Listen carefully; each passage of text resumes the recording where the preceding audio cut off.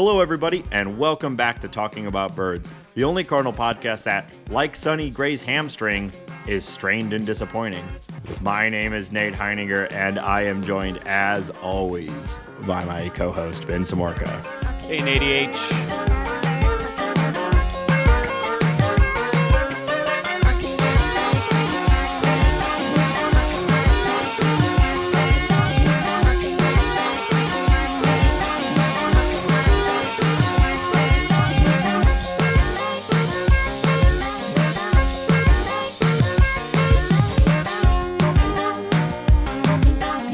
If you have an idea for the opening bit, text or leave us a voicemail at 848-48-BIRDS.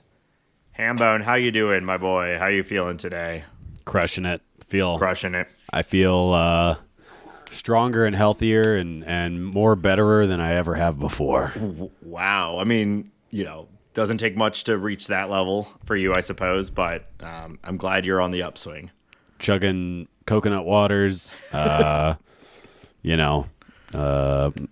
just killing it over here in general. Yeah. Well, I've it's funny you opened with that because I've got a bit of a health update myself that I thought. Oh yeah, I'd you update. chugging cocoa waters, bro? Oh, bro, my dude, I've got cocoa water.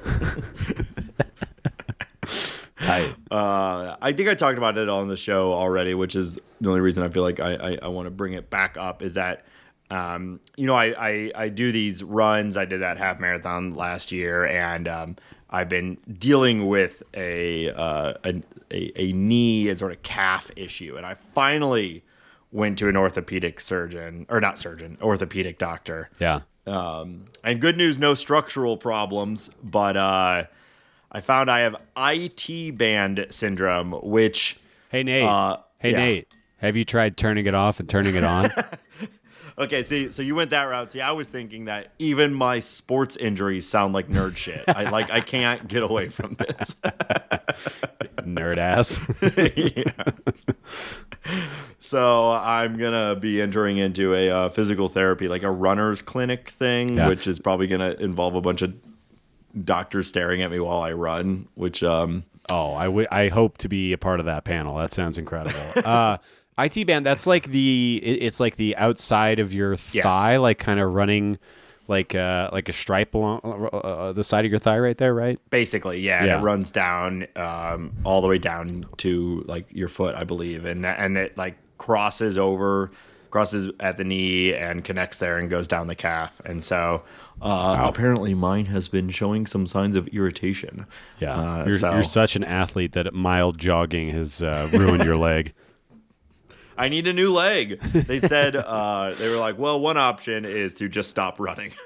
Yeah. It's like, well, I'm not ready to just cross off an entire like form of, arguably a core part of human virtually function. All, besides athletics, just, survival. Yeah. You never know. So you're constantly in survival situations. Well, I've got my head on a swivel 25/8. Yeah.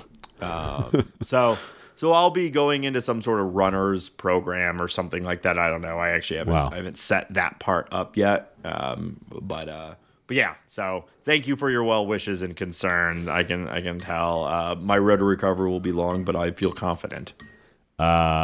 Wow, that might be the least news I've ever. We've done so many episodes of off-season baseball, and that was the least newsworthy news we've received so far. Yeah. Well, I got another thing to talk about. This I think was this will be brief, but a pretty cool experience that came because of this podcast. So I wanted to talk. Oh yeah, I am curious. Yeah, because you'd never talk to me outside of this podcast anymore. It's only content, so I'm excited to hear about this. Why talk to you if it's not for content? Yeah, that's fair. Well, it also happened about an hour and a half ago. So I'm literally just getting home from this. You're coming in like a bull in a china shop. All this energy. Right. It's blowing through the microphone. Okay. That's right. So I was invited through one of our patrons, shout out Mark, to speak at St. Louis University to a class of podcasters. Basically, they've started a new class at SLU this semester, and it's called like Introduction to Podcasting, and it's teaching a bunch of students sort of the core basics of podcast creation and what could you possibly have to talk to these children about? Well, to be fair, I was uncertain of that. And also I was thinking, you say children, I was like, yeah, it might be, but it actually was a lot of grad students and seniors. So, there was, as far as college goes, an older group, and it was a really cool group of people there. There were some Cardinal fans in the room too, which helped. Did you? You're slinging the pod, right? Like, come on now. Oh yeah, we had it up on the screen. Hey, new listeners. yeah. I hope so. One of the grad students in there, who was really helpful with everything. He was like sort of asking a lot of questions and manning the big screen. Was a big time Cardinal fan, so he might be checking us out. Let's I hope so. But yeah, I mean, frankly, I was happy to do it. I've been doing podcasts for basically 10 years now, and so I was like, I certainly like to think I could talk about podcasting, but for the most part, I've only just talk on podcasts. But the act of podcasting is not something that I've spent a lot of time talking to, let alone standing in a room in front of a bunch of strangers. But was Nate with a captive audience is just they're all in there. It's a pig in shit. Yeah. They can't go anywhere. Their teacher will get mad. But yeah, I just wanted to thank Mark for the opportunity, I think it went really well. It was a lot of fun. They had a lot of great questions, and we had I kept reiterating that part of our show is that we're stupid. Yeah. And so we had our TikTok page up on the big screen, and we were showing the one. There was no sound. Yeah. But the one that we did in the basement with the party lights and everything, we had that running and just a bunch of stuff like that. Then we pulled up the Patreon, and the Bill DeWitt Jr. Tier was front and center. Yeah. So I had to explain that to a bunch of people, and it was. I don't know. It seemed like it went well. That I got some laughs, and there were a lot of questions. And I when it was done, the teacher was like, "All right, let's wrap this up." I was like, "Oh, okay. I guess I've no one has any more questions." But it was actually we were at time. Yeah, the class was ending. So yeah, it was fun. Well, good job. Yeah, thanks. If the class goes well, I guess they're going to keep doing this. It makes a lot of sense. It's a whole, not even new anymore, but it's a whole type of media, and so having a class for it was pretty cool. And they're giving to the students, it's a full-on college, so they have a ton of equipment there, and so these kids have access to an actual recording studio and stuff like that. We should use that. Yeah, right. And part of the class is producing a podcast, and so I was just talking about the big thing I was talking about is that if you're going to do it like we do, which is a weekly show with no definite ending, make sure it's something that you actually enjoy talking about. Yeah. And I talked about you recording in an airport, which was a real highlight, I think, of the show. So, stick-to-itiveness, commitment, so on and so forth. Yeah. Yeah, exactly. So yeah, it was fun. So if you were in that class and you were listening, you're listening now, thanks for checking it out, and thanks for having me at your class. All right, one last bit of business, and then we can talk some Cardinal stuff. Oh, my God. Well, it's important that the people know that I am not going to be here next week. Oh, nobody cares. It's probably true, but it's important to me to share it. So next week will be another Ben and maybe a guest. I don't know, Ben, you going to do another solo bolo again? We'll see. Who knows? Who knows? So yeah, just wanted to let everyone know I'll be traveling again, and the show is on Ben's shoulders. So hey, it came out last couple of times, so it has. We haven't missed it. Get off my back. Yep. All right, let us commence our baseball conversation. Well, I guess this is still tangentially baseball related, but I agree with you that we'd have to talk about Adam Wainwright playing a set at the Grand Ole Opry in Tennessee. Wow, what an accomplishment! It's one of the most treasured venues in North America, steeped in history, tradition, some of the greatest artists of all time, and Saturday, March 9th, Adam Wainwright will be playing live at the Grand Ole Opry, which the Cardinals fan in me says great job. The music fan in me says this is kind of a travesty and kind of like an affront to so many country artists who would probably kill for the opportunity that he's about to get. Then the other side of me is, how the hell is he filling that place out? Are there really that many Wayno fans in Nashville, or are they traveling, or who? Like, I don't know who's going to that. If you're going to that show, or if you are planning on going to that show, or if you would like to go to that show, reach out to us. Call us, text us, email, contact. I want to hear why you are motivated to do this. Maybe you're a baseball fan and a country music fan, and a trip to the Grand Ole Opry is a treat. I don't know. But reach out, because I would like to just understand your psyche a little bit more. I guess good for Wayno, right? Yeah, I mean, it's cool. You know, I had a lot of thoughts about it, too. I will say, you know, Grand Ole Opry, it is a 4,300 person capacity. That's what I'm talking. Like, that's yeah, real acts play there. Yeah. It is obviously shows you what immense wealth will bring you when you enter into a field. You just sort of get to start, you know, at the top. And I don't know. I have such a mixed feelings on this whole thing, because I've said it before that I love his pursuit as someone who loves music and has pursued creating it in my own life. I will never begrudge someone, no matter what their career was before, for getting into music production, and he's obviously got a song in his heart, man, that he's got to let out. You know what I mean? So more power to him. But it is. So I know Grand Ole Opry is, of course, famous.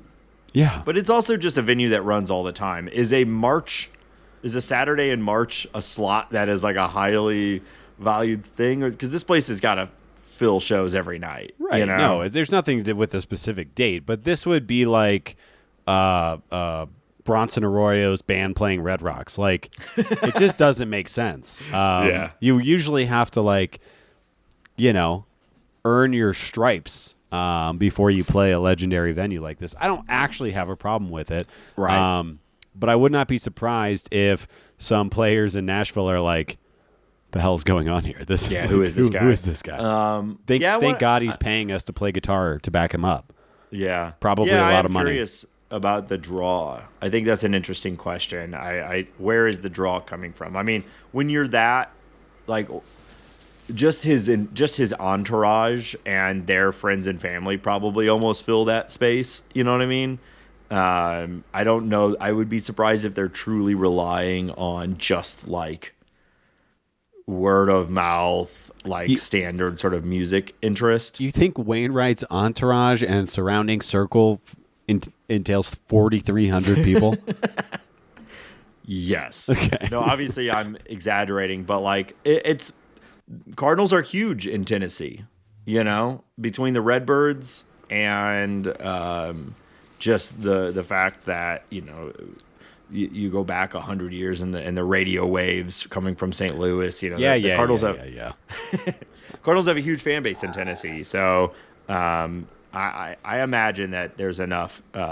You're a huge Cardinals fan, Nate. If he was playing the Peabody, would you go? No, probably not. See, that's just what I'm saying. But it's I insane. also don't like country music. Sure. You know? So, but that's what we're like. I'm pretty sure everyone I think you're not allowed to live in Tennessee if you don't like country music. But what I'm saying is, if you live in Nashville and you're a country music fan, I find it very hard to believe that you would also be a fan of Adam Wainwright's music. If Victor Scott was playing at the Peabody, I might go. Yeah. Okay. You know, it's a genre that I like. All right. Yeah. Argo, shout out Argo. Get that mixtape. It's on Spotify. Good for Wayno. I'm back around on his side. All right. I hope he plays Red Rocks. I hope he plays the commencement at the presidential inauguration. Oh God. I just submitted my ballot yesterday. I don't want to talk about it. If Wayno plays Red Rocks, I will go. I'll commit to that right now on this show. Live. Coming to your ears live right now. I'll commit. What a commitment. Wow. That's the sort of stuff we're willing to do on this show for you. I will blow $70 in like 5 years. I hope he does. I hope that he finds actual success from this. But it is curious to be able to go so quickly to like the place to play. Yeah, agreed. Yeah. All right, and another sort of Cardinal tangential thing. Curious to hear your take on this. Albert Pujols says he hopes to become a big league manager. Yeah, it's very funny because he's announced this. I think people are just trying to get sound clips from Albert Pujols, but he announced this. He also said that he's going to go get dinner with Tony La Russa and talk about the ins and outs of what he might not be thinking about, which I think is funny. Like, of all people to learn from, maybe. Obviously, his relationship with Tony, I understand it, but maybe talking to Ali Marmol or Mike Schilt or Mike Myth, somebody who's got a little more current experience, maybe makes a little bit more sense. But obviously, TLR, he's a Hall of Famer, one of the best of all time to ever do it. Yeah, why not both? I suppose. I hope he's not trying to model himself after TLR as a manager, but if he wants to get his advice, by all means, of course, go for it. And I think Albert is more of a bridge builder than TLR, so I don't think it would be, he's going to do it his own way. What I think is interesting, though, is like this is coming out. There's conversations about Yachty wanting to manage. Ali Marmol's final year of his contract is this year.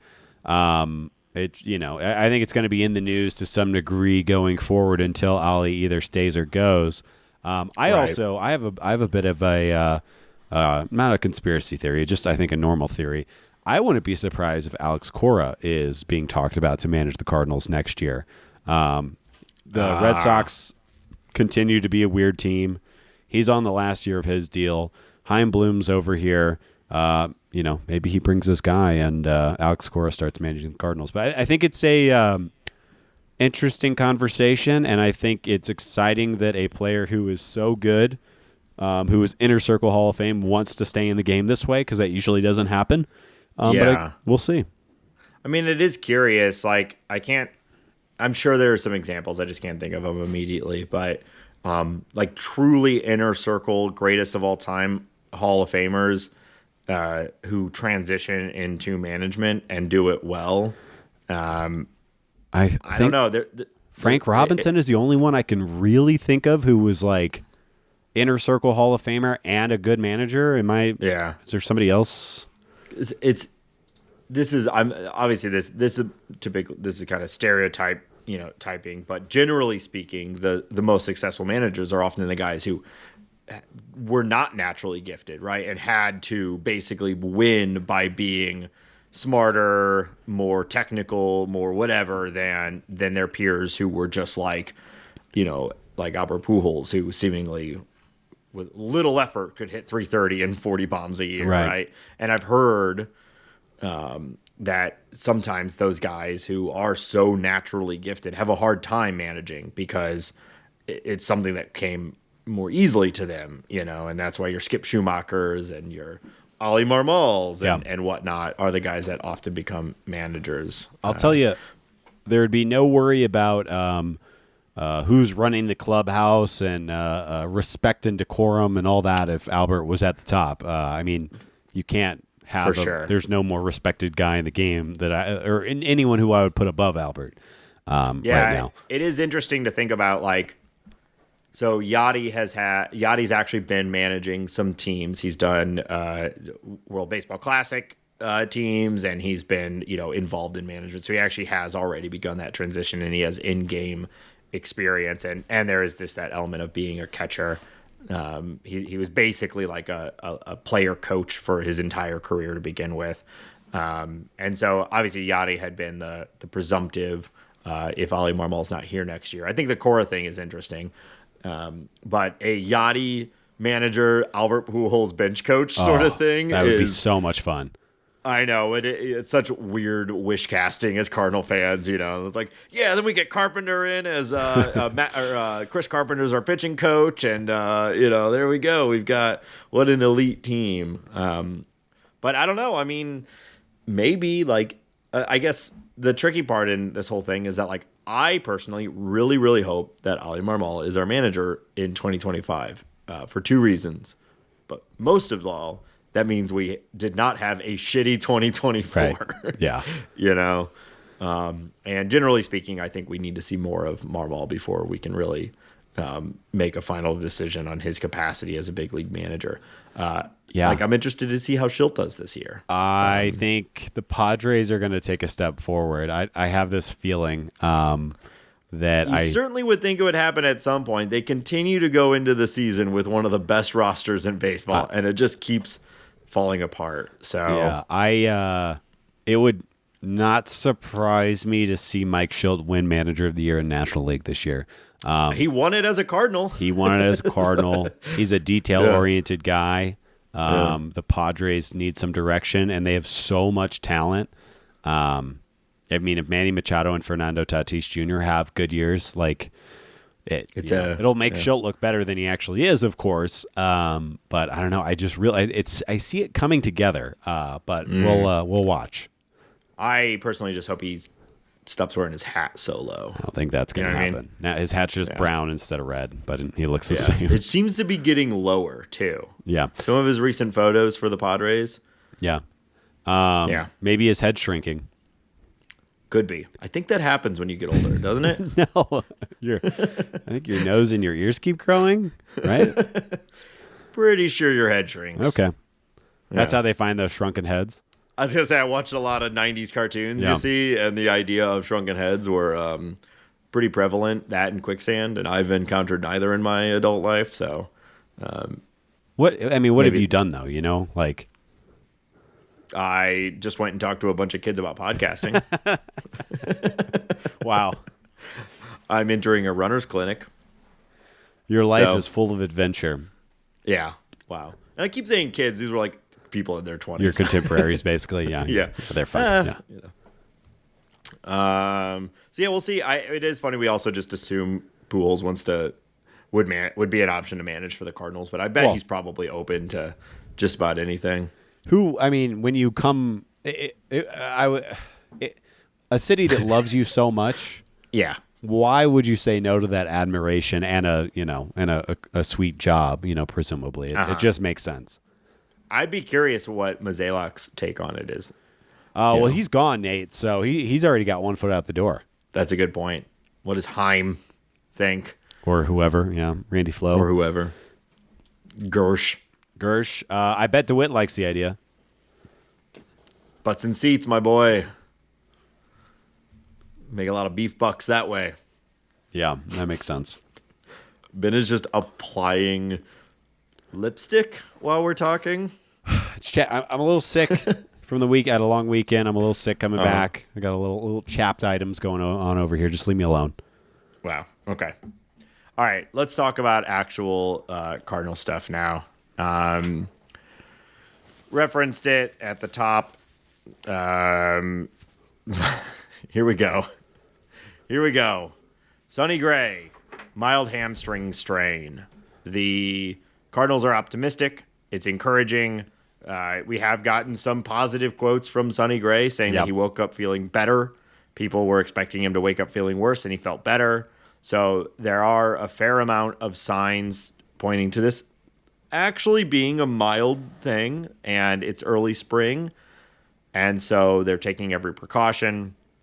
But we're already getting language around opening day being, in the most Mozeliak phrase ever, challenging. And my sort of disaster brain when it comes to the Cardinals' handling of injuries makes me feel like, okay, cool. So we don't have Gray for April. I hope he can recover for May and beyond. How are you feeling about it? Oldest rotation in baseball has a player get injured. Maybe the least shocking headline. Obviously, it hurts the most that it is your biggest free agent signing of the year. It's like the one guy that we're like, it's the one guy. Please, you stay healthy. Everyone else, whatever, we'll figure it out. It's the one guy. It is your third or fourth best player on the team. And it's a big bummer. I do think that perspective is important here. He is potentially, he's going to be a Cardinal for the next 3 years. and it sounds like he's going to miss probably a couple of starts. So I don't think it's the end of the world. Right. Obviously, every team wants to have their optimal 26-man to start the year, but a week in the beginning of the season is probably the best time to have Sonny Gray miss. It is aesthetically unpleasing. It is annoying. I'm sure it's annoying for him. I'm sure he wants to rip the Band-Aid off and get his first start in a Cardinals uniform in, an actual MLB game. But I don't think it's the end of the world. I think, he was talking about it, that he threw a pitch, felt his hamstring grab a little bit, and thought to himself, oh, should I keep pitching? And then he said, it's this early in spring. We still have 3 weeks left in spring. I'm going to let them know, and we're going to go out. So it's not like the hamstring popped and he fell to in a heap, grabbing his leg, screaming, and the medical staff came out. It was a conversation that he had with himself and then with Ali Marmol, and Ali said, let's get out of the game. So, he's a older guy for a pitcher, so you don't want to see it, but I really think we're probably making too big of a deal of this. And I think we were going to have 6 starters probably coming out of the gates anyways. I have faith in Zach Thompson picking up a couple of starts. And if they want to do the 6-man rotation, we have a fun rest of spring to watch to see if other start is going to go to Libby or Roberse or Kloppenstein or Rom or whoever. So I don't love to see it. Like I said, it's aesthetically shitty. You hate it. But I really don't think it's that big of a deal just yet. Yeah. I mean, it could be something serious, like an IT band syndrome sort of thing, you'd have to go to a running clinic with Nate. Yeah, it could be a real problem.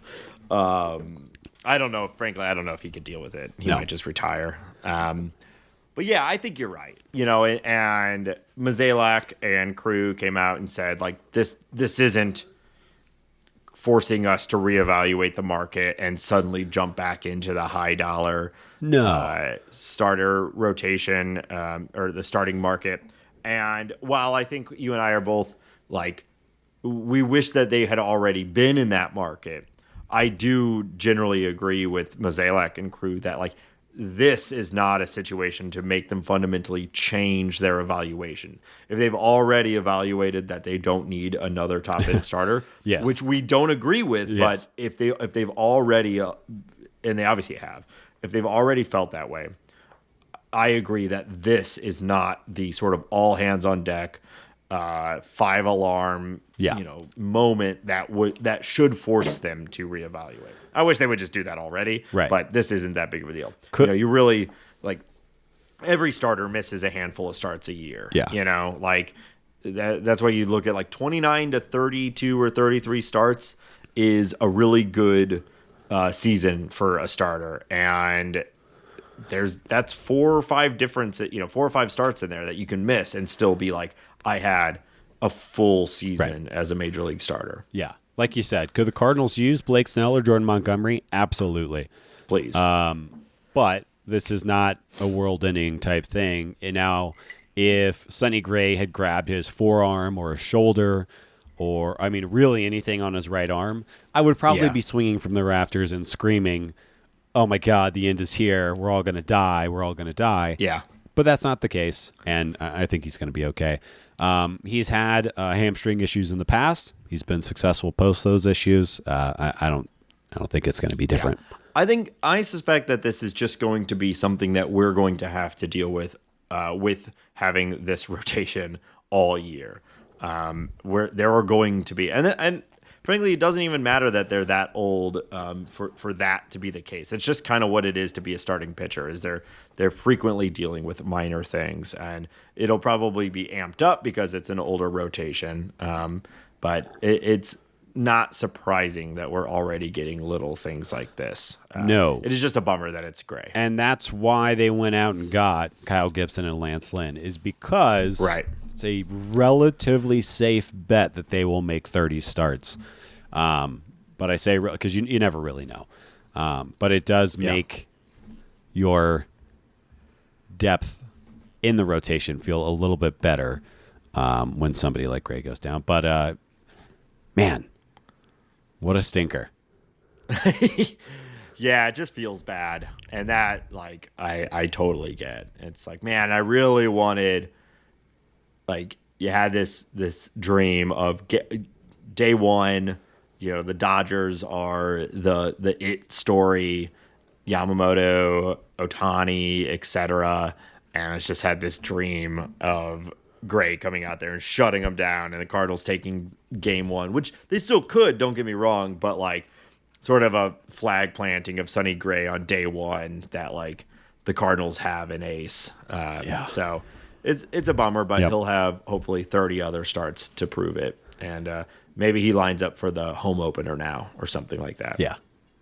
And I know I've said it a couple of times on the show already. I'm really excited about Zach Thompson. I'm not saying that he is Sonny Gray or can provide the quality of innings that Sonny Gray can supply, but really excited about him. He's looking really nice in spring. Maybe he's putting it all together right now. Yeah. Few extra opportunities at the beginning of the season to figure out who will be our fifth starter and possibly third and fourth and fifth as these sorts of injuries are inevitable. Yeah.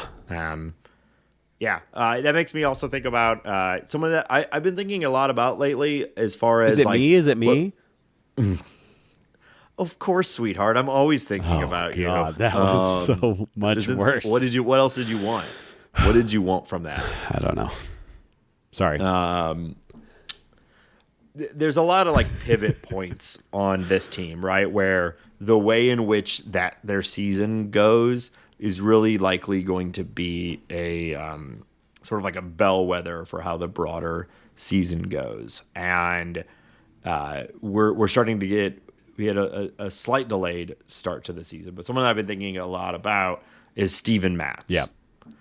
And he has looked good when healthy, and he looked particularly good last year in the back half of the season when he was healthy. And then he had a couple freak injuries. If you remember, at least one of them was that crazy athletic, but ultimately bad to do play chasing down a grounder. I don't know. I'm in that point now where I'm just getting hyped about everybody, but I'm feeling pretty good about Steven Matz. And I think that like with him and Zach Thompson, as you've said, like we are starting to see, and maybe the rotation can be good in a way that we weren't exactly expecting if we can get some actual real quality innings, not just innings. Yeah. But like actual quality from someone like Steven Matz. Well, yeah, and Steven Matz, it's really easy to be jaded on a player like Steven Matz because he just hasn't been available, and then he's also just had his ass handed to him a few times in a Cardinals uniform. But remember, when the Cardinals signed him, he was coming off of an extremely solid year with the Blue Jays where he found something in the second half. I would say after Sonny Gray, he arguably has the best stuff in the rotation. He pumps a sinker, a powerful sinker in the high 90s. He has two solid breaking balls and a good changeup.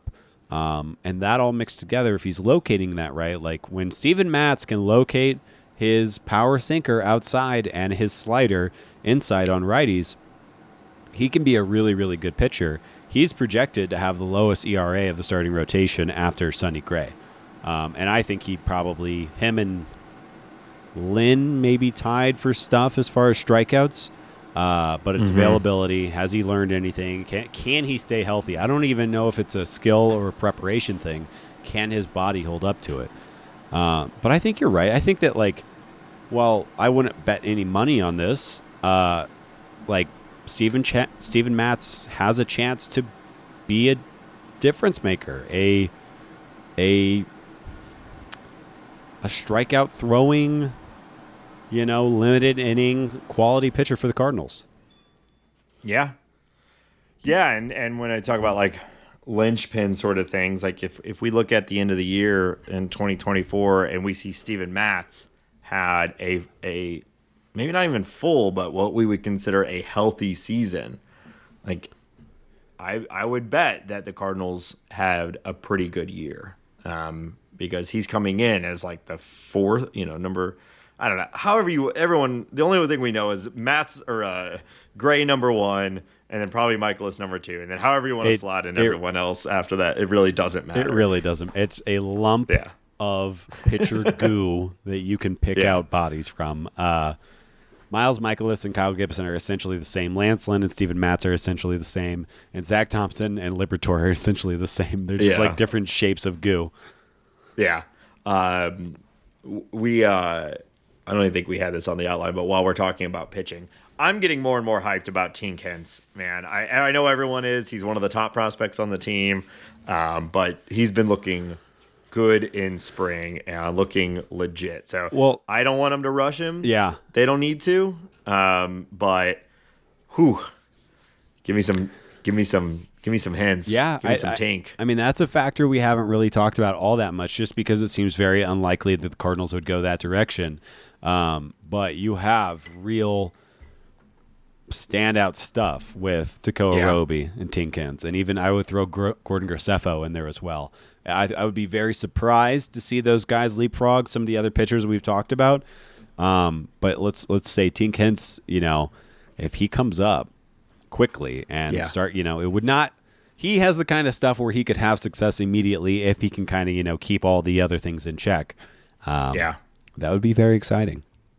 I suspect that he is putting himself as the next man up as far as a chance to earn a spot. Yeah. Now, I could see a Graceffo or even a Roby getting that spot start if it comes up and it's needed and they get to make their major league debut and all that. But if there's through some circumstance, we know there's going to be like a month plus of starts from someone who's not currently in the rotation. I think he's the one that they'd be looking at for all right, here you go, buddy. Here's your chance. That's going to be a really fun day. I would not be surprised if it happens this year. And that'll be a must-watch baseball right there. I think at minimum, Hence is coming up in September and sort of bolstering the rotation or maybe the bullpen. A lot of that will be dependent on the standings and the capacity to try something out if we're in a dogfight against the Pittsburgh Pirates for the NL Central. I don't know that they're going to him if everyone else is healthy, but depending on the circumstances, he makes most sense to me for the Pirates. Let's give him, okay, sure, cool. Speak the words that you want to see in the world. What? Everyone knows that saying. Is that the title of the show? Speak the words you want to see in this world. I think you just titled the episode. That was beautiful. Beautiful writing from Nate. If you want to make the world a better place, take a look at yourself and make that change. You're either a hero or you live long enough to be a villain. Gee, I can't speak either. At least I'm on cold medicine. Leave me alone. Wow. No wonder you sound so good. Yeah, you like that? All right. Let's talk about Edman real quick. You want to give a little update? Old Tommy Two Bags. Yeah, Tommy Two Bags. Edman continues to progress from arthroscopic surgery he underwent in October to address his achy wrist. The internal concern right now is that Edman will not be ready for opening day. He is yet to be cleared to face live pitching. Kind of like you were alluding to with the Sonny Gray thing. We just it's really hard to trust the Cardinals training staff when they're giving us dates and times and everything like that. I'm kind of fully ready to just accept that Dylan Carlson will be the starting center fielder. I don't really have a big problem with that. Dylan Carlson is a great fielder, and I know I've said it 3 times in this early spring training shows, but he still has potential. He's 25 years old. He was one of the best prospects the Cardinals had in recent memory. I still think there's something there. He laced a ball earlier this week. He is just untapped potential. So I do think while we love Tommy, we've always loved Tommy. He is this podcast's favorite baseball player, of course, bar none. I think he's never the easiest, been a more popular player. I think he's the easiest to replace. You're replacing a defensive whiz with a defensive whiz. And while it's not been actualized, Dylan Carlson has higher offensive upside than Tommy Edman. Now, is that actually going to happen? Probably not, because we've never seen it really happen, except for in a couple of spits and There's been little moments, yeah. But it's inconvenient. It makes the Brandon Crawford signing look smart. And it's kind of just, it is what it is. But, don't rush them. It's a risk thing. It's going to take a while, and it's just how it's going. But it's kind of like the Sonny Gray thing. Like, if you're going to miss your utility playing or center fielder, first week or so is the time to miss them, and then we can really get going. Once the team gets healthy again. Yeah, I kind of have some hope that this is all pretty much established at this point, right? That Edman's not going to be on the opening day roster, and Carlson is the presumptive center fielder. We don't know what the conversations are happening in the dugout. I don't know that it's actually been directly said, like, Carlson is going to be the opening day center fielder. I think you normally go into spring with the concept of a competition, and you could see a world where maybe if Carlson truly just collapses during spring, they do like a Newt at center and start someone else at right or something like that, or left. I mean, if that really happens, do you pull the Victor Scott 2 lever? I like. It would be hard to imagine, because the scenario you're bringing up, you're starting Alec Burleson or Brendan Donovan every day in the outfield. Yeah, none of that is great. I do think we are gigantic Victor Scott fans. At the thing today, someone asked if we'd ever gotten any interaction with like Cardinals through our podcast. I was like, yes, Victor Scott tweeted at us. Woo! Yeah. Small victories, but anyway, I think we probably are overstating the likelihood of Victor Scott being a major league player like right out of the gates right now. He's probably in the same spot as like a Hintz, where huge upside, everyone's very hyped about him, but it would probably be fine if he spends half the season or more in the minors trying to figure out how to bring more power to his play. But if they really just want someone to go in and play a solid center, and that's what the real concern is on day one, then I'd be for it. We just have to be ready for him to be a pretty light hitting center fielder. I also I kind of forgot about this guy because we got him, from the Reds in that kind of minor trade last year. But Michael Ciani, who is actually on the 40-man. That wouldn't it be the most surprising thing to actually see him make the roster, and just because of his ability to play center. Right. What and the sorry? Yeah. Fits the role of the sort of stopgap injury replacement than bringing up one of your top prospects for a month. Right. Which is, I bet, why he was traded for exclusively that purpose. Defensive player. But yeah, we'll see. And Tommy will be here soon enough. It'll happen.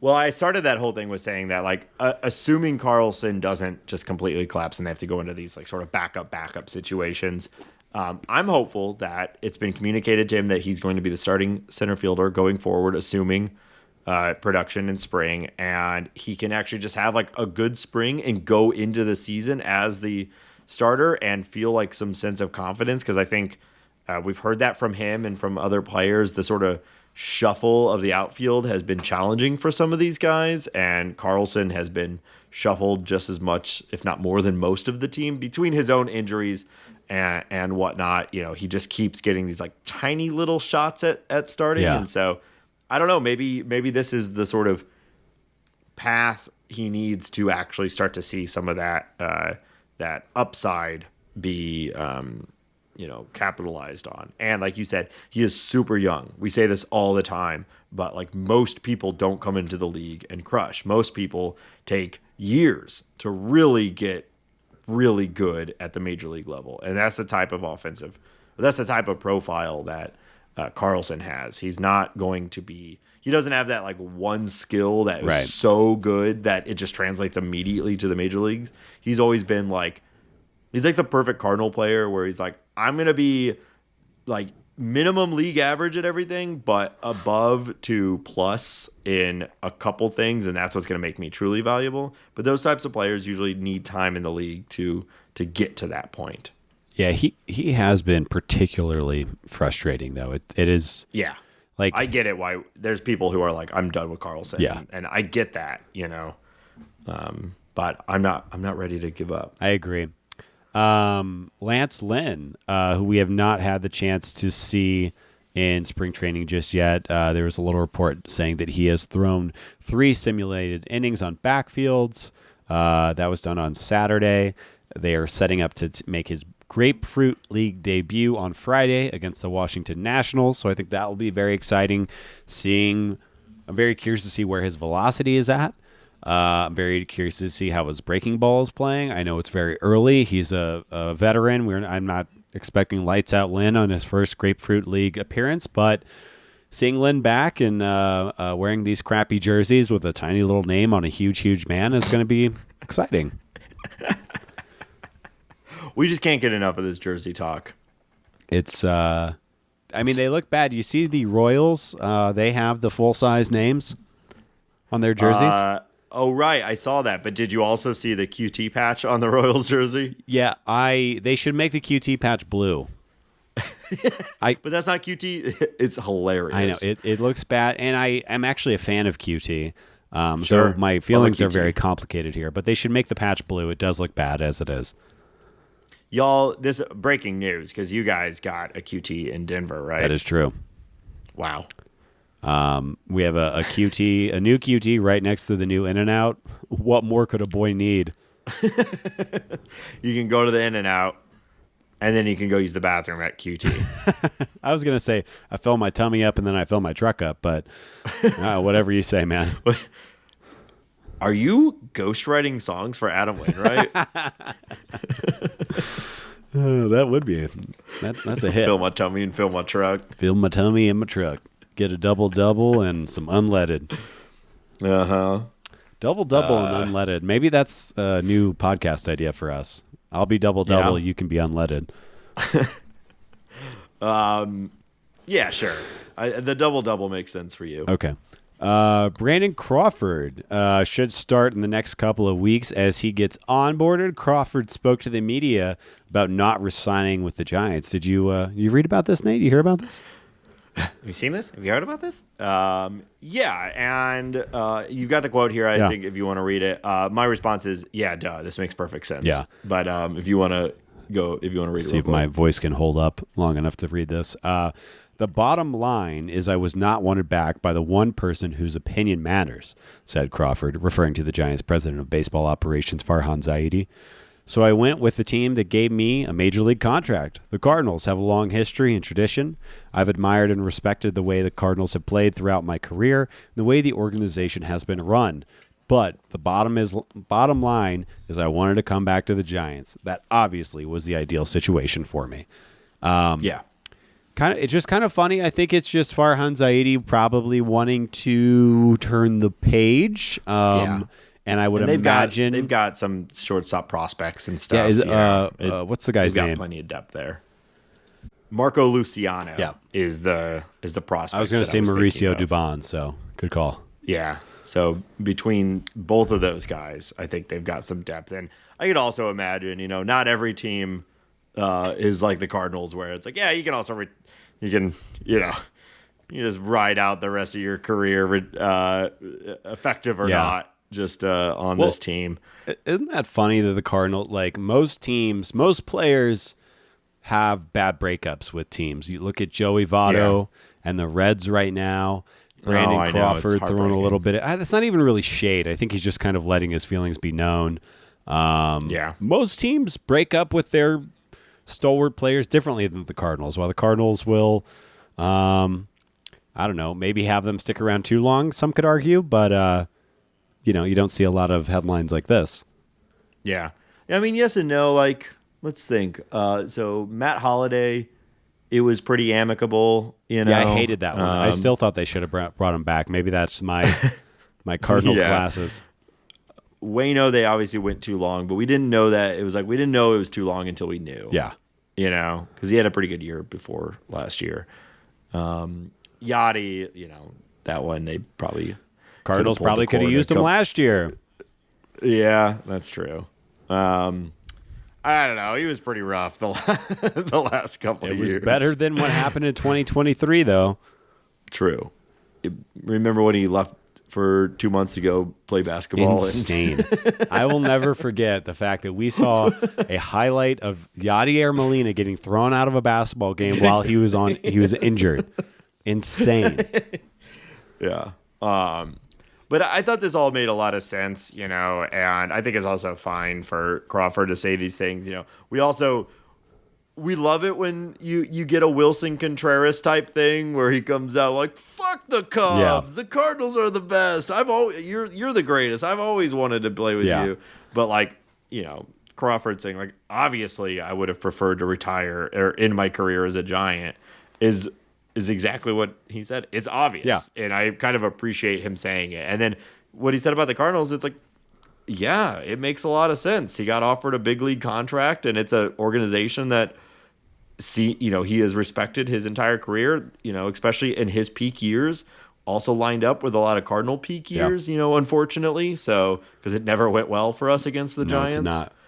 And so though the last few years have been rough, you can imagine, or really just last year was rough. You can imagine that from Crawford's perspective, the Cardinals are have always been a team that has been stiff competition against him. And so it all just made a lot of sense to me. It's like, this is kind of a nothing burger, but it's actually just nice to have a player just not give total stupid PR responses and just say exactly what he was feeling.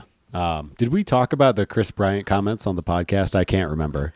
I don't think so. Yeah. I was wondering if you were going to put him in. I don't remember us talking about it. I try not to dunk on the Rockies too much because they have so many issues. But if you missed it, Chris Bryant basically said that, it was the lockout year. I didn't have a lot of time to think about it. The Rockies threw a bunch of money at me, and I didn't really think about looking through their prospects or how their team was ran. I just kind of took it. And that's the only way that deal really makes sense. Why the Rockies ever made the decision to back-to-back years trade away Nolan Arenado and then sign Chris Bryant? That should be in the books. Or students should study this. What were they thinking? Right. But it's funny to get those little nuggets of information out a couple of years after the deal's been done. See, to me, that just tells you what a perfect match. You know what I mean? Two idiots. Chris Bryant deserves the Rockies. Yeah. You get offered a crazy contract. Okay, of course, that's going to color your judgment. But if he actually cared about winning and all of that, you got to know already about the Rockies. Right.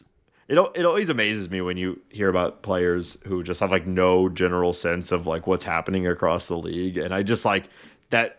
I cannot imagine making it to the major leagues and not actually caring about the sport or the league or whatever. But I don't know. Again, we talked recently about, for some people it's just a job, so whatever. But to not know that the Rockies just bumble in every direction, and you're not joining an organization that is known for its consistency and approach to winning.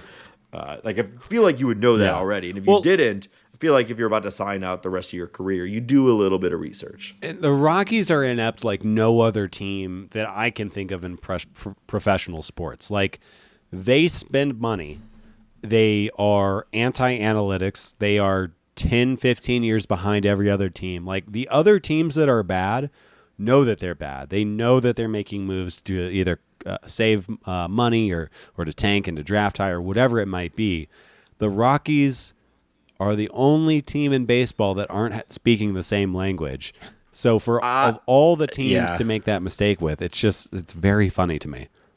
I think you could put the Angels in a similar camp, but I agree with you that the Rockies are a unique sort of bad. So I agree with you to a degree. I think Perry Manassian does have a brain and is trying to use it and tries to improve the team in real ways. I do not think the Rockies do that. I don't think the Rockies do any of that. Well, hard to argue with the points. Man, I don't know. I think it's just the thin air.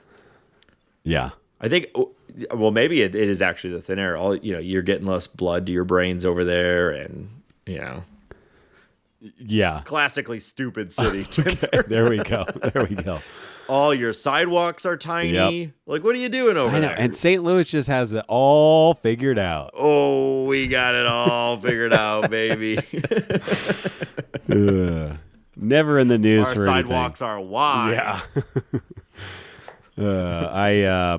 Just don't walk on. Yeah, them. right. All right. Anything else, Cardinals, before we move on? No. Okay. Well, we want to.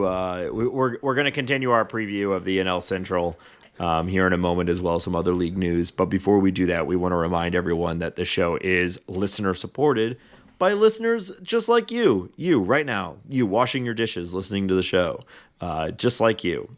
You can support the show on Patreon, patreon.com/talkingaboutbirds. We have a number of different tiers, but subscribing at any level gets access to our private Discord server.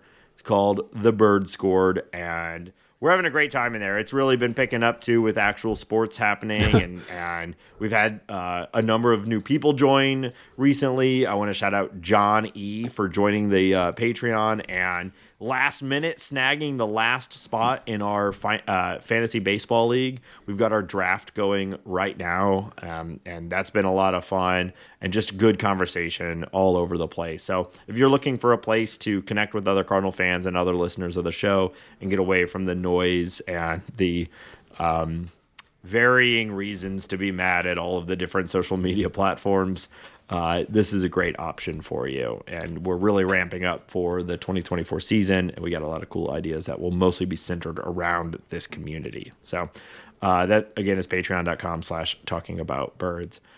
You can also support the show by leaving up a review on your favorite podcast platform. Either just tapping the stars, or if you're able to write something, we really, really love seeing that, and it really does help the show. So only takes a minute or two. Ben, where can people find us online otherwise? Yeah, you can follow us on Twitter at TalkAboutBirds. We are on Instagram at TalkingAboutBirds. You can email us questions, thoughts, concerns, fun nicknames to talkaboutbirds at gmail.com. This show is available on Spotify. You can listen to us there. You can review us on there. We'd appreciate that. We got a TikTok. If you want to watch our faces blabber, go look at our TikTok. We are now on YouTube. If you prefer to listen to your podcast on YouTube, you can find us over there. You can find all of that information. We have t-shirts, the podcast, all the crap that is Talking About Birds, TAB, at talkingaboutbirds.com. And as we mentioned already in the show, you can call us or text us anything you might have at 848-48-BIRDS. That is 848-482-4737. 848-48-BIRDS.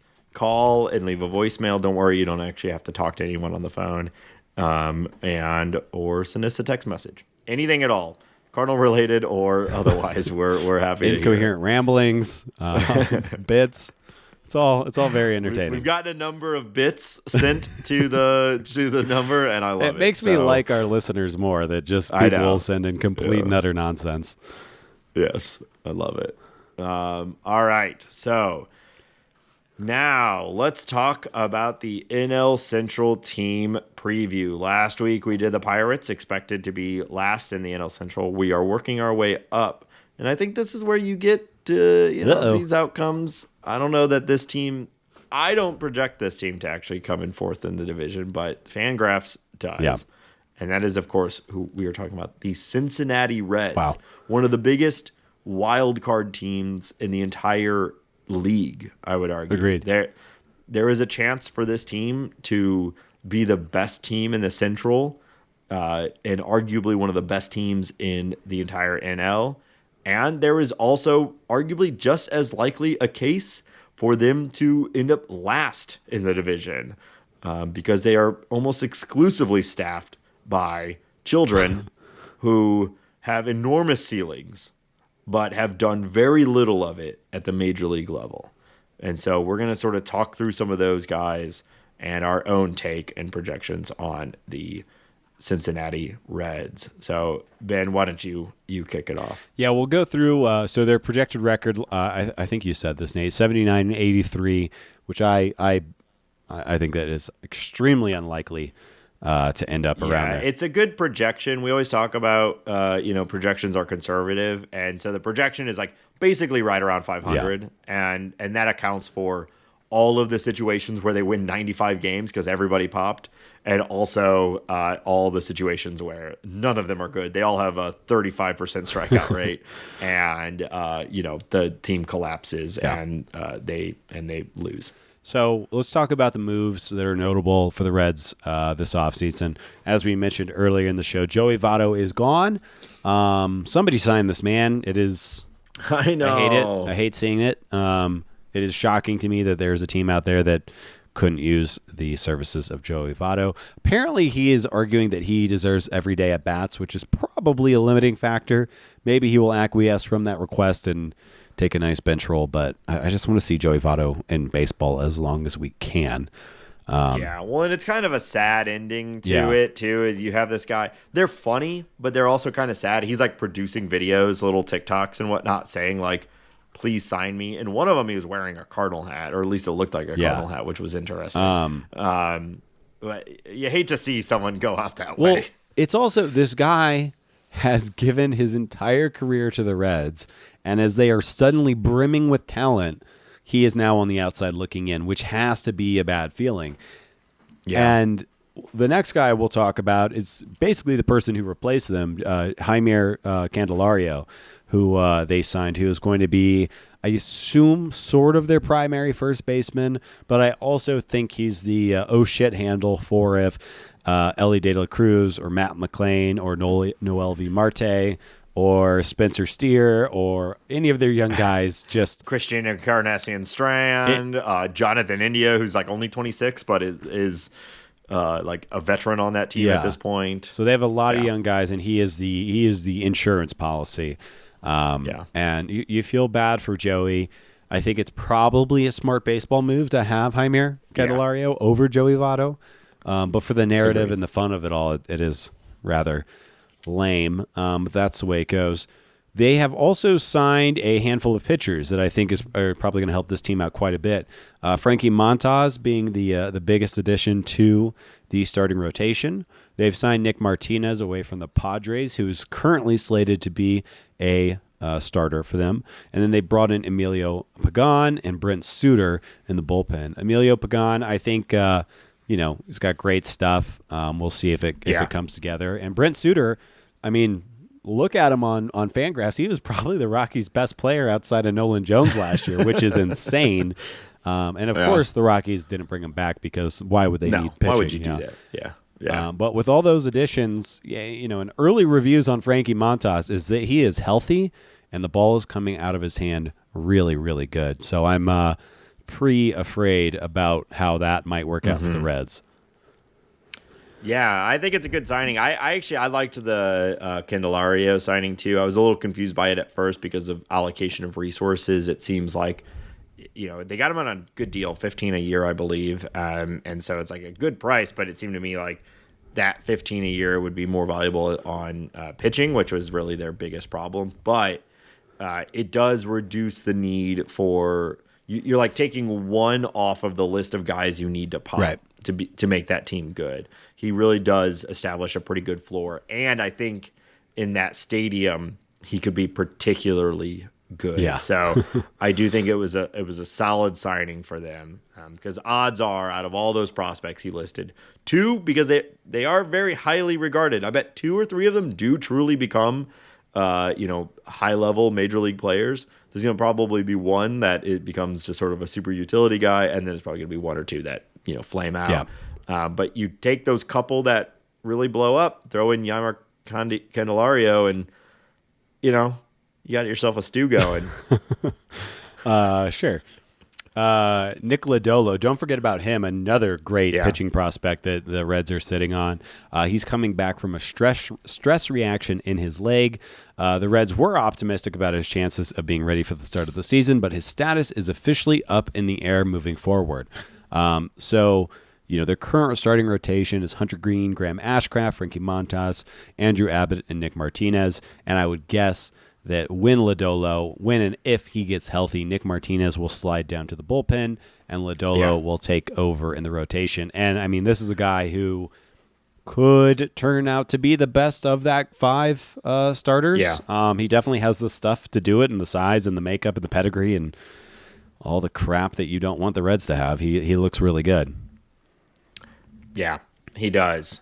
But also, we said that going in last year. Yeah. And we said, so like, it's still the biggest question, I think, on that team is the pitching staff. I think Montas is a great grab for them, but there's a lot of health concerns. And then on top of that, there's also just effectiveness concerns. Yeah. He's generally been pretty good, but he's not, he's not an ace, right? And so you can see, or at least not in the traditional sense, he will be theirs out of the gates, but like, won't take much for him to not be particularly good. Right.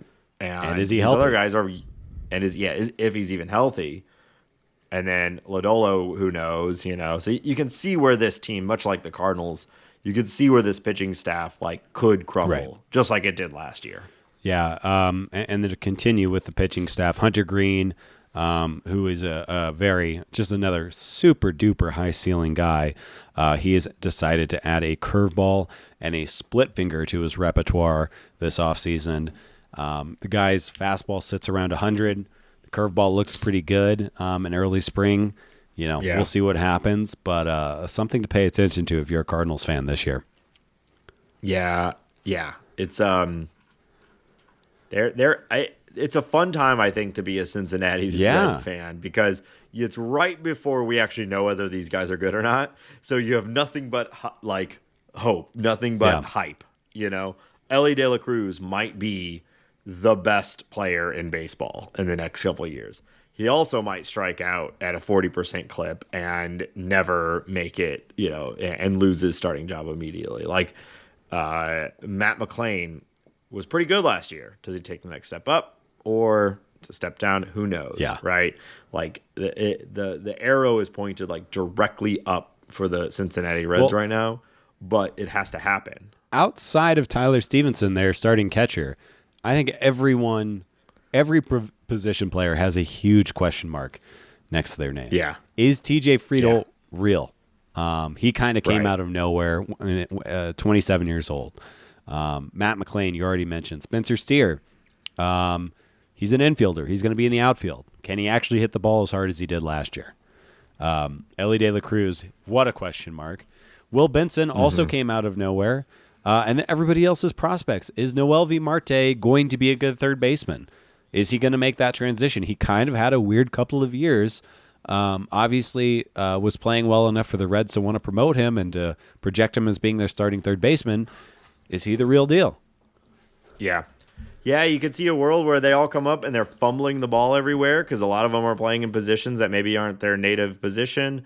And they're striking out a ton because they're all brand new to the league and they all swing as hard as you can at everything. So, I personally, I'm high enough on some of these guys that I think that they will have a better year than the Brewers. If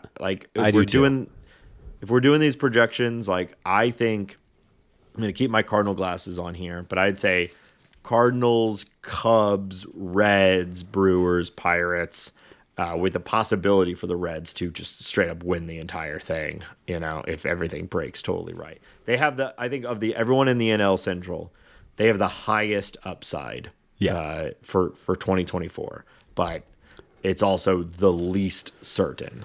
The least certain, and even with those pitching additions that we talked about, if they lose a starter or two, it gets really, really thin, really, really quickly. Especially from the starting. Which is what happened last year, right? That's what happened to them last year. I mean, they were having guys from independent ball start for them in games at the end of last year. It just all went to hell, and that could happen again very easily.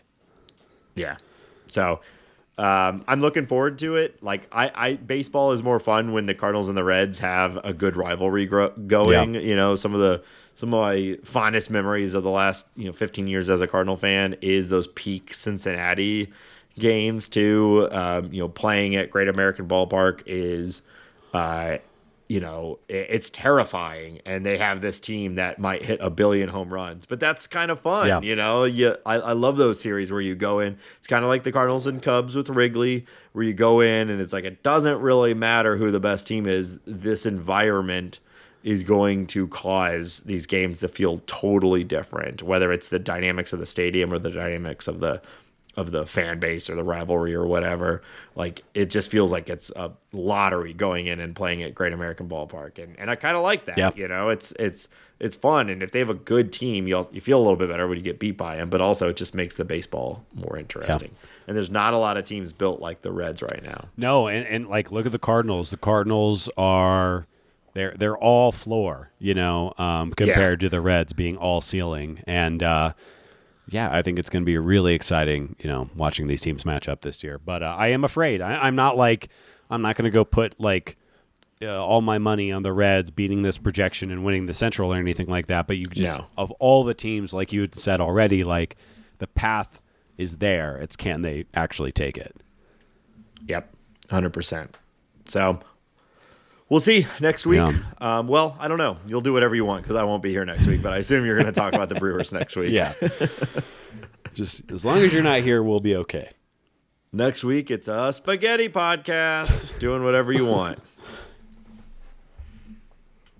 Yeah. I bet you could manage a spaghetti podcast. I'm not really a spaghetti guy. I don't eat a lot of pasta. I like noodles. I don't like pasta. I like pasta. It's just not my favorite. Okay, hold on. Because that's arguably the same thing. Well, like, is pho pasta? So you like rice noodles. Yeah, it's pad thai pasta. What an interesting question. I'm asking. I really don't know. Is pad thai pasta? No, I don't think so, but I don't think I can define. It has all the same qualities as a pasta. I'm a bit of an Italian food skeptic, except for pizza. I love Italian food, but I there's not really a genre of food I don't like. But I love I'm making spaghetti tonight. I don't, but also care. I have kids, and kids love spaghetti. Yeah, exactly. It's for kids. That's kind of how I feel about it. Hey, we're come to St. Louis. Hey, we got a Italia. What? I kind of wanted to bail after I'd started. Can we get into league news? Yeah, let's get into league news. Right. What do you got for us, Hambo? Zach Wheeler and the Phillies agreed to a 3-year, $126 million contract extension. Wow-wee. Wow. Yeah, I mean, hard to say he hasn't earned it. He's been arguably the best pitcher in baseball as far as like a consistency year-over-year basis for several years now. I think I saw he's like leading in WAR. We talked about Michaelis is 19th or whatever. Wheeler, I believe, is number 1 on that list. And the Phillies, clearly, whatever they're cooking internally, people are enjoying it. Maybe it's a nice pasta dish. I don't know. Because they locked up Nola on a team-friendly deal because he really wanted to stay there. And then Wheeler, this is not necessarily team-friendly. It's one of the highest-paid contracts in baseball history on a yearly basis. But it's also only 3 years, and Wheeler could have hit free agency and probably gotten something a lot longer. And he was willing to take the shorter-term deal. And I imagine it's to some degree wanting to stay with the Phillies. So good for them. Going back to 2019, Zach Wheeler has the 4th highest innings total and the highest WAR total of any starting pitcher in baseball. So I think it is, you're not going too far to say that he has been the best pitcher in baseball over that time. Zach Wheeler, Garrett Cole, Max Scherzer, Aaron Nola, Kevin Gausman are the current top 5 over that time period. So yeah, I mean, $42 million a year, best pitcher in baseball, sounds about right. And man, it must be fun having John Middleton as an owner right now if you are a Phillies fan. Yeah, it's exactly what you want. Yeah. Like, this is such a win-win for everyone. Wheeler gets the bag, and the Phillies are also not committing to the the later years of a pitcher. Not yet, at least. Yeah. It's kind of perfect. It is. The Giants and third baseman Matt Chapman agreed to a 3-year, $54 million deal.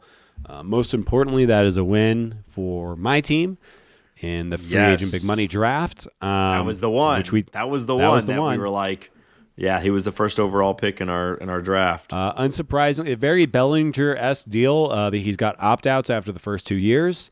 It's a little bit front-loaded.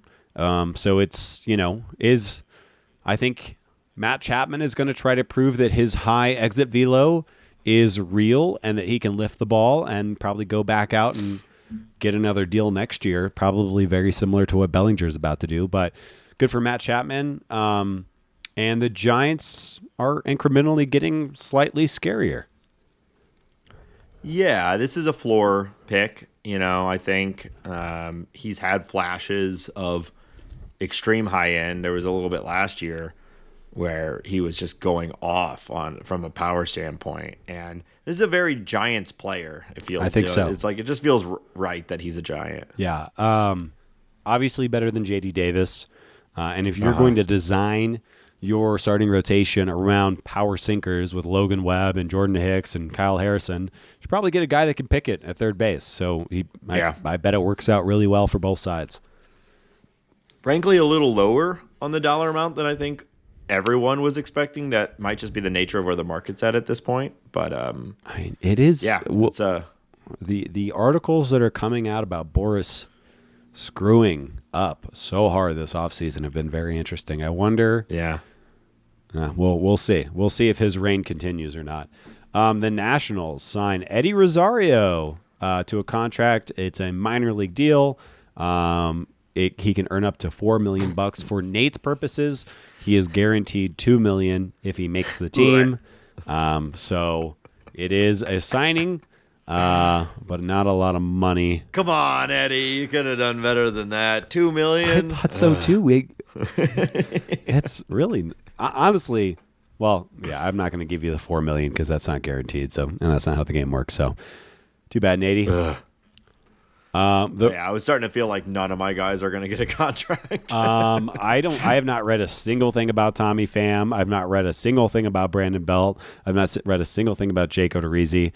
I have to imagine JD Martinez is going to get signed, although he denied a deal from the Giants. That came out on Background earlier this week. So, I don't know. It's the weirdest offseason for free agents. It must suck to be a free agent right now. Which is just too bad. Okay, going to the AL East, the Red Sox, and one of their big signings, Lucas Giolito, looks like he might have to miss the entire year. We don't really know, but there is some level of UCL tear for Lucas Giolito, which dollars to donuts means he's going to be out the remainder of the year, but we do not know for sure. But a big hit for the Red Sox, and I have a feeling that John Mozeliak is sitting somewhere saying, "See, ha ha ha ha." Yeah, I told you. His bow tie just spinning on its own. Yeah, and not only that. So this happens to the Red Sox a couple of days ago. This is 4 days ago. Vaughn Grissom, their big acquisition from the Chris Sale trade. Vaughn Grissom goes down with a strained groin and is set to miss opening day. The hits keep on coming for them. Yeah. But did you see that home run that Tyler O'Neill hit yesterday or the day before? No, I haven't seen it. I saw that he hit one, but I haven't actually watched it. But I see he's having a good spring. It cleared the mini green monster in their spring training facility by like 25, 30 feet. He destroyed that baseball. I mean, it's the same story with him. If he's healthy, I think he's going to do really well in that Red Sox stadium. Yeah, I'm going to be sad to watch that. But yeah, all right. More injury news. Justin Verlander to begin season on injured list with soreness in his right shoulder. Reminder, he is on the Astros. They'll be fine, I'm sure. He's an old man. He's just kind of slower to ramp up, but that's the way that it goes. I can't imagine they're like when they're building their 2024 plan, they're not assuming a full season from Justin Verlander at this point. You wouldn't think so. They don't really need it also, which is a nice luxury to have. Yeah, I think if you're the Astros, you're doing similar to what the Dodgers are doing with Kershaw, and I assume the Rangers would be doing with DeGrom, which is just like, hey, take it easy, focus on recovery. We'll see you in the second half, and hopefully a start in the playoffs. Yeah. Yeah, I think Framber, Valdez, and Christian Javier are going to have really nice seasons for them, and Hunter Brown is probably going to have a really nice season. So JV is just a luxury that you get in the second half and in the playoffs. Stupid, sexy Astros. No, it's so annoying. You know what? They are projected to have John Singleton on their starting 26 right now, so there's a little bit of LOL Astros. Yeah, but that's true. Yeah. Josh Donaldson announces his retirement. I don't think all that surprising, but a really, really great player for a while, although annoying in the media. Yes. A really great player. Yeah, crazy career too. One of the, a good trivia question of one of the few people to win an MVP and to be traded that offseason. Yeah. Annoying guy, but a very impactful player of the last decade. Agreed. And then last bit of news, the Athletics have unveiled their design for the new ballpark in Vegas after months of delays. Have you seen the renderings, Nathan? No. So it is designed to look like the Sydney Opera House, and there are like overlapping domes, kind of, and large glass walls. So it will be inside, which I think is the smartest thing the A's have done in about 10 years. It looks nice. But yeah, it's always fun to see. I just like seeing these renderings because I like seeing the idea of a new ballpark, even if I disagree with everything else. But kind of cool, kind of exciting. Yeah, that is fun. I agree. There were renderings of a proposed White Sox stadium going around that I think are pretty cool too. It's fun to see. That is. But Reinsdorf is asking Chicago for like $1.7 billion. Oh yeah, that is. Well, it's just like if. It's, of course, all multiple layers of bullshit just laid on top of all of it. But when you just in isolation talk about it's fun to look at stadium stuff, like that's another one. Like I think the White Sox would very much benefit from having a different stadium with a better view of that gorgeous skyline. And right now it's not, so it would be nice for the White Sox to have a better stadium. Yeah, but. Not at the taxpayers' expense. Yeah. And that wraps up league news. That's all I got. All right, I got a new game for you, Ben. This one was actually pitched to us by Ryan from the Bird Score. Oh, good. I'm feeling whip smart today. I can't wait to dominate. Great. And from my understanding, he got this game, or at least a version of it, inspired by Dan Szymborski's podcast. Okay. So we're big fans of him. And so I thought I'd give it a shot on our show. So now that the citing our sources is done, one thing that I don't know is what the name of the game is on the other podcast. So I've given it my own name. And that is, Ben, it is, we're about to play War, what is it good for? Maybe for helping Ben figure out a year in Cardinal history. Okay. Very so here's how this to game the point, and I love you. Just you're so what am I trying to say? Brevity is the soul of wit. Eloquent. Yes, there we go. Verbose. Yeah. Okay, so here's how this game works. I have a year in Cardinal history, and I have the top 10 players by Fangraphs WAR. Okay. I am going to tell you whether I'm going to start at the top. And I'm going to tell you if they were a position player or if they were a pitcher and their total WAR for that season. And that's it. And I have to guess the player? Well, you have to guess the year, but bonus points if you can guess the player. So all you're going to have is if they're a position player or pitcher and their WAR for the season. You're going to say number one, starting pitcher, 8.5 WAR. That's it. Mm-hmm. Okay. All right. And I'm actually just going to say pitcher. Okay. We'll start. I guess I could assume. Vague. Yeah. Yeah. So we'll start vague. I really have no idea. I was trying to kind of play along myself, but it is hard when you're also building it because I kind of have the content in front of me. There's a few that I think I think you should be able to suss out some of these players and things like that. But I don't know. It seemed interesting and kind of fun. So we'll give it a shot. I have 2 years. So we'll see how the first one goes, and if we have time to do the second one. Okay. All right. So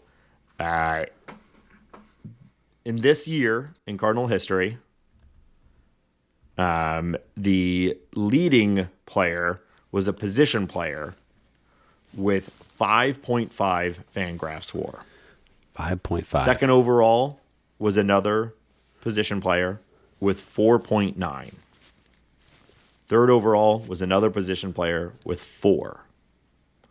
After that, we had our first pitcher at 3.9. After that, another position player, 3.2. Position player, 2.6. Position player, 2.5.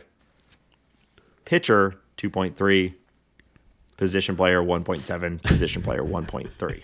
So lots of numbers there. So 8 position players.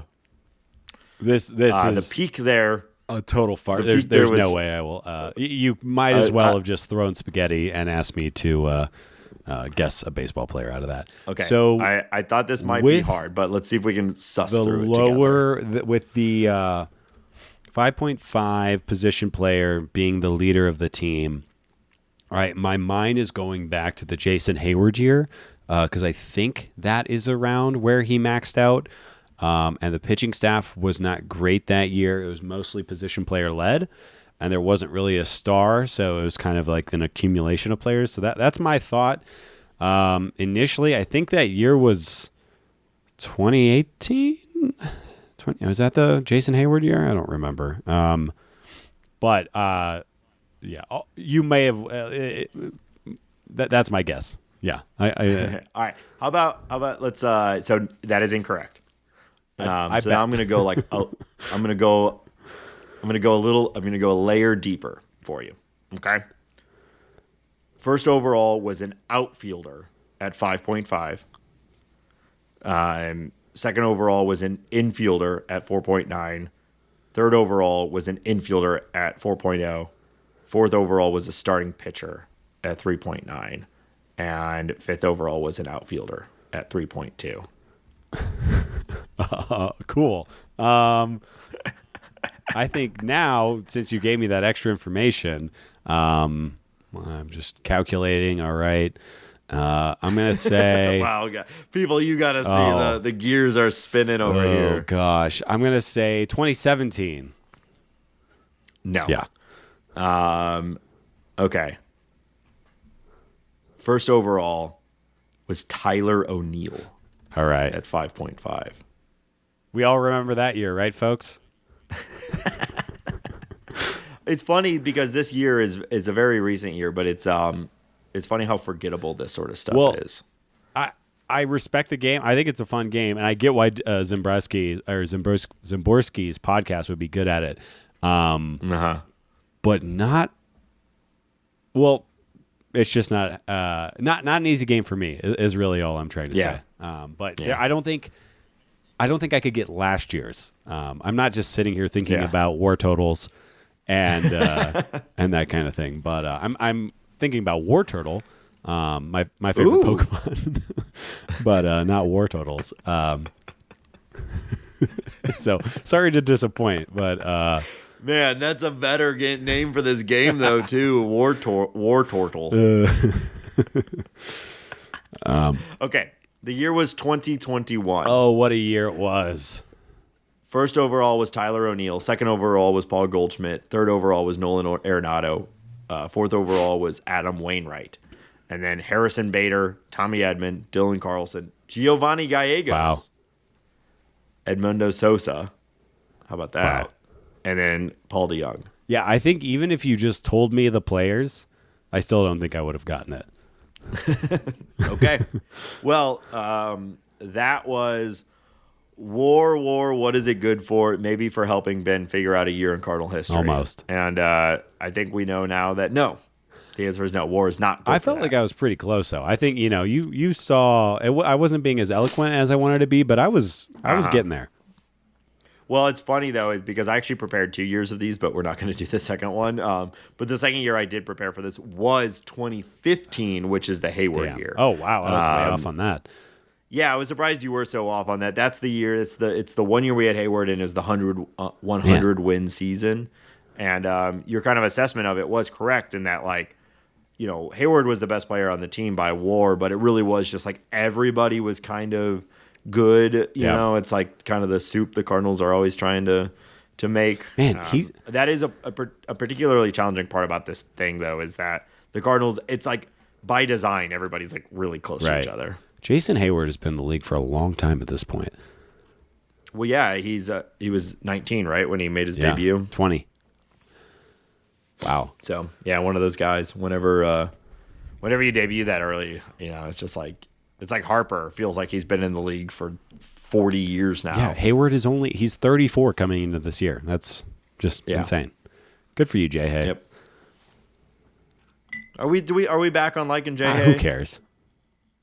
You know? Great answer. That's kind of where I'm at. Yep. Okay.